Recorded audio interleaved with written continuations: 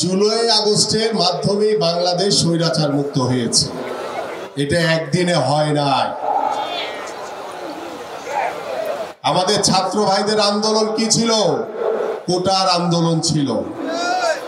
সেই কোটার আন্দোলনকে এদেশের সাধারণ মানুষকে সাথে নিয়ে, এদেশের জনগণকে সাথে নিয়ে বাংলাদেশ জাতীয়তাবাদী দলের সকল নেতৃবৃন্দকে একসাথে করে সেই এক দফা দাবি দিয়েছিলেন কে?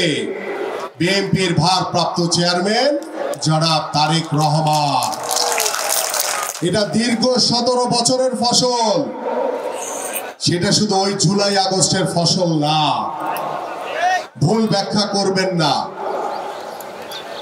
বিএনপি ন্যায়ের পথে কথা বলে, সত্যের পথে কথা বলে। আমরা আশা করব আপনারা যারা একটি গোষ্ঠী বিভিন্নভাবে ডাইনে ভাবে কথা বলার চেষ্টা করছেন, ডান বাম বাদ দিয়ে সোজা পথে আসেন, নাইলে আপনাদের পরিণতিও কিন্তু ভালো হবে না।